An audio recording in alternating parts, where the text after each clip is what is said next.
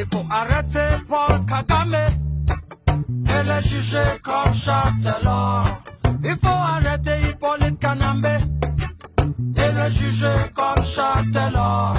Il faut arrêter Mussolini Museveni. Boya Kotala, abonnez-vous nombreux sur votre chaîne YouTube Boya Kotala, une chaîne qui vous apporte des analyses sur divers sujets d'actualité. À la présentation, comme d'habitude, votre humble serviteur Dino, pour vous emmener encore dans une analyse en ce qui concerne un sujet qui nous préoccupe particulièrement. Il s'agit de la maladie à virus Ebola qui continue à sévir à l'est du pays, notamment au Nord Kivu et en Ituri. Alors cette maladie, ça fait déjà maintenant plus d'une année, il y a eu plus d'1 millier de morts, et donc la lutte qui avait commencé bien avant ne s'est visiblement pas faite comme il se fallait. Il y a eu beaucoup de victimes et en fin de compte le président Fachi a tapé du poing sur la planche et a confié la direction de cette lutte à des experts. Et donc c'est de ce sujet que nous allons discuter tout de suite.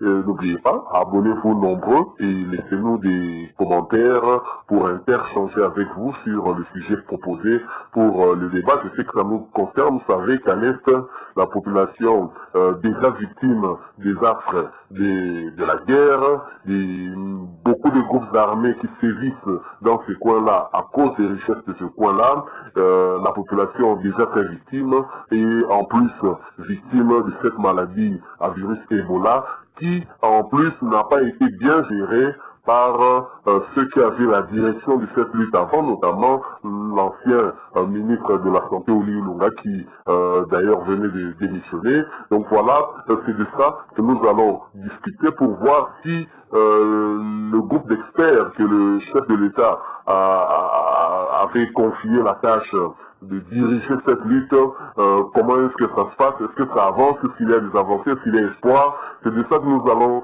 discuter, mais nous restons tout de suite après cette courte pause. Boya Kotala.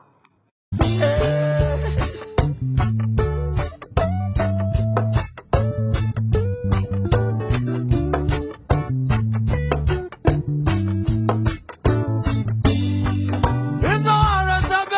Bemba Gomba pour des crimes contre l'humanité, à qui profitent tous ces crimes organisés, les chefs planétaires.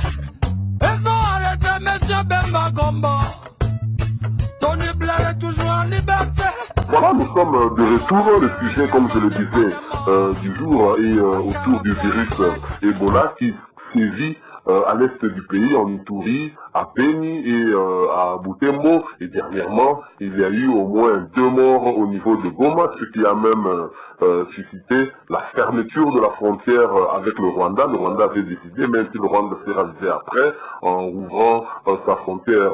Alors, la manière dont était menée la lutte contre cette maladie, dirigée par le ministre de la Santé, le docteur Oli Lunga, n'a pas empêché la propagation de ce virus et on ne comprenait pas pourquoi. Il y a certains experts qui n'ont pas été associés à cette lutte comme ce fut le cas les années précédentes.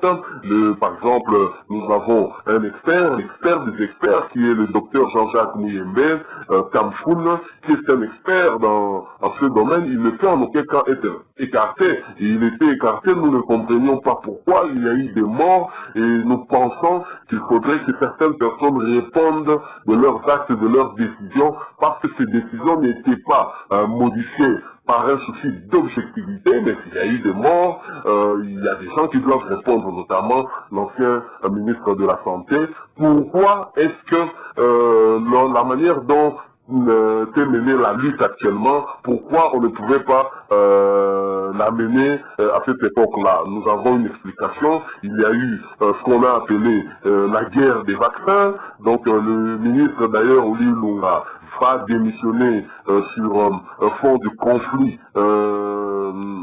sur fond de conflit par rapport au vaccin, le refus de l'expérimentation du vaccin belge. Donc tout ça, il y a eu des histoires là-dedans, des histoires purement commerciales qui n'ont rien à voir avec l'organisation vraiment de la lutte. Donc des gens se disputaient l'expérimentation de leur vaccin pour avoir le marché. Et là, donc, ce sont les populations de ces coins-là qui ont été victimes et laissées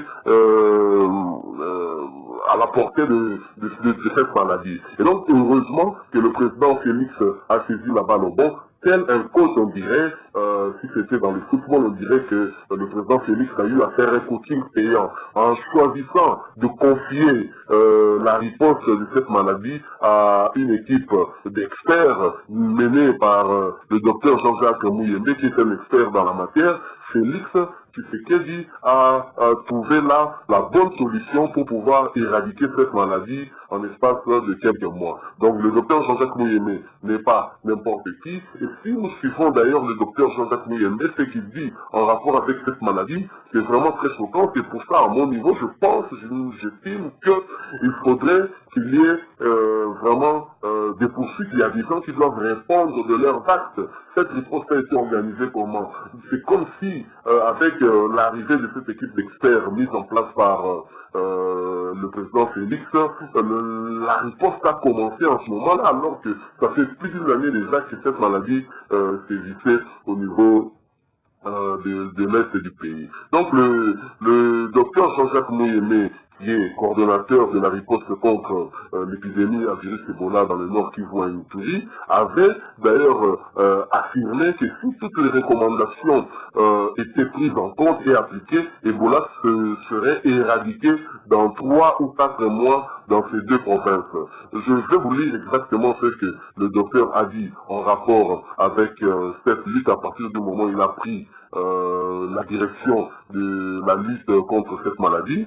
Je pense que si tout va bien, dans 3 ou 4 mois, on ne parlera plus de l'épidémie dans le Nord Kivu et en Ituri. L'épidémie d'Ebola ne peut être terminée que s'il y a une approche communautaire. Personnellement, j'ai déjà assisté à plus de 12 épidémies d'Ebola en RDC et ailleurs. À l'époque, nous n'avons pas de vaccin, mais on en mettait fin en 3 ou 4 mois. Il faut croire, il faut être ambitieux, et nous croyons et nous sommes ambitieux pour terminer cette épidémie en 3 ou 4 mois, assurait le docteur Jean-Jacques Mouyembe, coordonnateur de la riposte. Alors, ceci nous ramène à nous poser plusieurs questions. Si dans les épidémies qui ont frappé la RDC les années précédentes et d'autres pays, on se rappellera, est-ce que il n'y avait pas de vaccin à l'époque, mais on parvenait à venir à bout de cette maladie au bout de 3 à 4 mois. Mais pourquoi au moment où nous parlons d'expérimenter certains vaccins, cette épidémie doit faire une année, donc 12 mois, plus de 12 mois. Mais pourquoi? Ce sont des populations victimes qui meurent alors qu'il y a des discussions sur avec des groupes pharmaceutiques, il y a des discussions pour expérimenter tel ou tel autre vaccin au détriment de la vie des populations et même de l'équipe des médecins qui luttent contre cette maladie. C'est vraiment malheureux, il faudrait qu'on en parle, il faudrait que certaines personnes répondent de leurs actes, notamment l'ancien ministre de la Santé, le docteur Oli Lunga, qui avait démissionné parce qu'estimant que la structure créée par le chef de l'État était une structure qui n'était pas formelle, et donc cette structure aurait dû être sous sa direction, alors que le président Félix a vu juste. Vous avez la direction de la riposte pendant plus de 12 mois, et qu'avez-vous fait? Au contraire, cette maladie continue à se répandre avec le risque d'aller jusque dans les pays voisins, arriver jusqu'à Kinshasa. C'est vraiment malheureux. Je pense qu'il faudrait après tout cela, qu'il y ait audit et qu'on puisse un peu suivre comment est-ce que la lutte contre cette maladie a été gérée à l'époque du ministre Olivier Lunga. Et d'ailleurs, je vous laisse encore suivre, je vais vous lire aussi ce que avait déclaré encore le docteur Jean-Jacques Muyembe lorsqu'il arrive à Béni. Il est choqué de constater que la sensibilisation n'y était pas. Et donc, pour réussir à lutter contre cette maladie, il faut sensibiliser la population, car cette maladie se transmet d'une seule façon, c'est au travers les mains.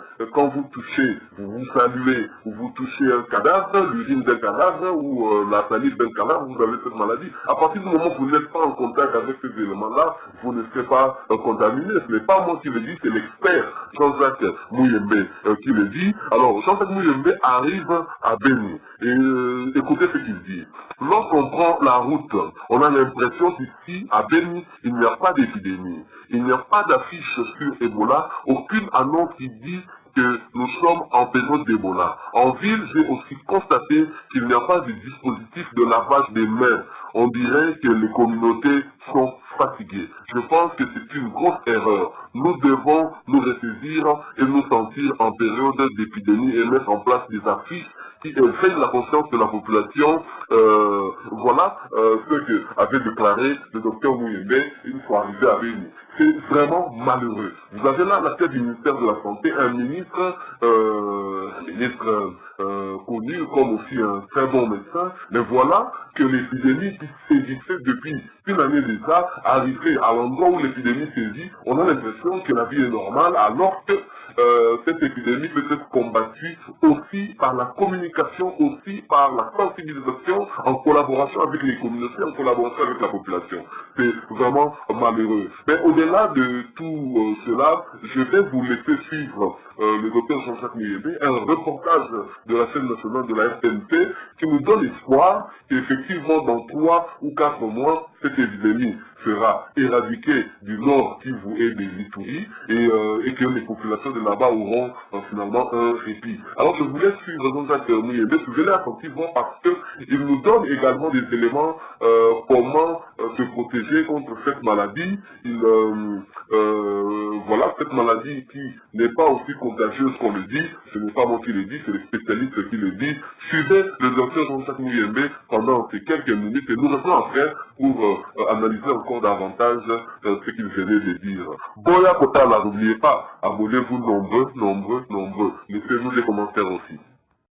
La Monique n'est pas pour la paix au Congo. Cette organisation des Nations Unies a pour mission de balkaniser le Congo et se partager nos richesses. La Monique doit quitter le Congo. Ça fait 14 ans qu'ils sont là. Et les génocides au l'Holocauste continuent. La presse occidentale ferme sa grande gueule. Des bonnes nouvelles en provenance de Béni et Goma dans la province du Nord Kivu sévit la maladie à virus Ebola. Depuis quelques jours, il n'y a plus de nouveaux cas enregistrés et les malades pris en charge à temps ont été guéris. Regardez. La maladie à virus d'Ebola actuelle a fait plus de 1700 décès parmi les 2600 cas confirmés. Ces chiffres sont de cette 10e épidémie, la plus meurtrière après celle qui a sévi en 2013 en Afrique de l'Ouest. La situation sécuritaire volatile dans la région rajoute à la psychose suscitée par une épidémie indécrottable. Aujourd'hui, grâce à l'implication du chef d'État Félix-Antoine Tshisekedi Tshilombo, à travers un protocole multisectoriel, la situation est en voie de stabilisation. À Béni, l'épicentre de la maladie, une dizaine de malades guéris d'Ebola après plus de 2 semaines de prise en charge médicale. Dans la ville de Goma, les 2 cas avérés sous traitement depuis 10 jours attendent la fin de la durée des traitements requis pour être déclarés complètement guéris. Pour Dr Muyembe, le spécialiste d'Ebola et secrétaire exécutif de la riposte, on peut bien guérir de la maladie à virus Ebola. Il y a quelques années, nous on disait toujours Ebola, il n'y a pas de médicaments, il n'y a pas de vaccin. Je pense qu'à la fin de cette épidémie, il y aura des conclusions qui auront une valeur universelle. C'est-à-dire, l'Ebola, il y aura maintenant un vaccin, l'Ebola, il y aura maintenant un traitement. S'il y a un malade qui arrive à temps au CTE et qui est mis sous le traitement, Nous avons maintenant 4 molécules que nous sommes en train de tester. Donc il y a 80% ou 90% de chances que cette personne soit guérie. Et à la fin de cette épidémie ici, nous aurons certainement, l'OMS va déclarer que telle ou telle molécule, c'est la molécule idéale pour traiter un malade atteint d'Ebola. Au moment où je vous parle ici, si j'avais la grippe, vous pouvez facilement attraper la grippe. Simplement par l'air. Parce qu'au moment où je parle, il y a des gouttelettes de salive qui se répandent dans l'environnement. Et quand vous respirez aussi les virus, vous pouvez donc développer la grippe. Mais ici, Ebola, pour moi, c'est une maladie qui n'est pas très contagieuse. Parce que c'est par la main. C'est en touchant la peau du malade, en touchant la salive du malade, en touchant les urines du malade, en touchant les corps du malade, qu'on s'infecte. Si vous ne touchez pas la peau du malade ou du cadavre, vous n'allez pas attraper Ebola. Vous voyez? Donc, c'est vraiment la propriété de la main. Gardez vos mains propres. Désinfectez vos mains le plus souvent possible. À ce jour, près de 750 personnes dépistées malades ont été sauvées, mais les gènes restent démis. Et donc, ceci démontre bien que le travail se fait avec la plus grande conscience. Plusieurs spécialistes sont sur place. Toutes les précautions sont prises pour que nous allions vers l'extinction de cette épidémie. Voilà, je pense que vous avez suivi attentivement comme nous aussi le docteur Jean-Jacques Mouyembe qui a parlé de cette maladie à virus Ebola et comment s'en protéger et qu'il y a espoir que nous puissions avoir un vaccin efficace mais aussi un traitement contre cette maladie. Alors qui est Jean-Jacques Mouyembe Kamfoun, celui-même qui a consacré toute sa vie au virus Ebola, un expert qui vit en République démocratique du Congo, un compatriote dont on ne fait pas trop souvent la publicité, mais c'est un scientifique, une tête, c'est un savant, je dirais. Alors Jean-Jacques Mouyembe Kamfoun a fait partie de l'équipe de recherche ayant enquêté sur la première flambée connue de maladie à virus Ebola en 1976. Donc ça fait 43 ans maintenant qu'il est dans cette maladie. Il explique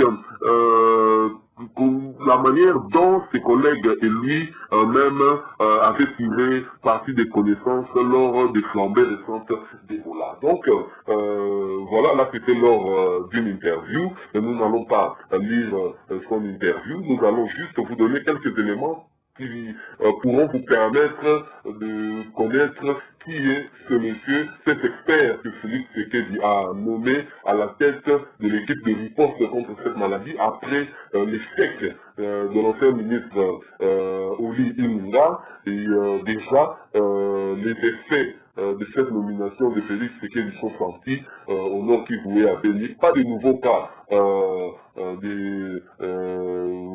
contaminés par cette maladie à virus Ebola. Alors Jean-Jacques Mouyembe Kamfoun, qui a consacré les 4 dernières décennies à la recherche sur la maladie à virus Ebola, il a travaillé dans l'équipe de l'Organisation mondiale de la santé OMS ayant appliqué les mesures de détection et de lutte pour la première flambée urbaine documentée d'Ebola à Kikwit. Nous sommes là en 1995, en République démocratique du Congo, à l'époque Zaïre. Il est directeur général de l'Institut national de recherche biomédicale et professeur de microbiologie à l'école de médecine de l'Université de Kinshasa en République démocratique du Congo. Il a travaillé à l'Institut Pasteur de Dakar au Sénégal en 1981 et au Center for Disease Control and Prevention des États-Unis d'Amérique. Aussi, en 1981, dans la section des agents pathogènes spéciaux pour étudier le virus Ebola et Marburg, il a présidé plusieurs comités internationaux pour la lutte contre les flambées d'Ebola. Il a été nommé doyen de la faculté de médecine à l'université de Kinshasa en 1978. Après avoir obtenu un doctorat en virologie à l'université de Louvain en Belgique, nous sommes là en 1973, et son doctorat de médecine à l'université de Lovanium à Kinshasa en 1969.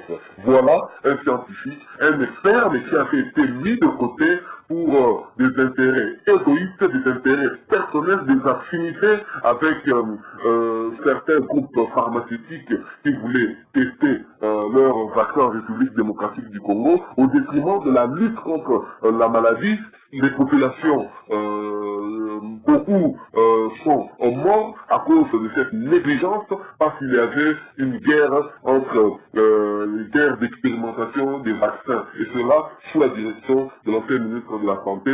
Voilà que cette maladie a fait une année alors qu'habituellement d'après le docteur Jean-Jacques Mouyembe, on peut arriver à venir à bout de cette maladie au bout de 3 et 4 mois. Un expert pareil qu'on a dans notre pays, dont on utilise même les compétences dans notre pays, est négligé pour simplement des raisons pour des soucis d'intérêts égoïstes qui n'ont rien à voir avec l'éradication réelle de cette maladie et de préserver la santé des populations. Donc voilà, nos frères, nos compatriotes de l'Est du pays sont morts vraiment par négligence de certaines personnes et nous pensons qu'il serait justice que ces gens-là puissent répondre de leurs actes. Alors vraiment, félicitations au docteur Jean-Jacques Mouyembe qui est un savant en République démocratique du Congo et qui devrait être traité comme tel. Hein. Et donc, merci au président Félix Tshisekedi qui a vu juste.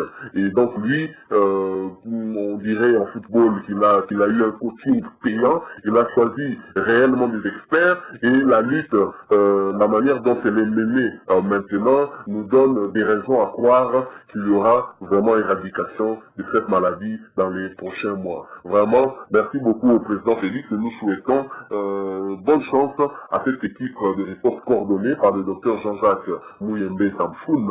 Et voilà, c'est aussi ici que nous mettons un point final à notre réflexion, à notre analyse sur cette lutte, la guerre des vaccins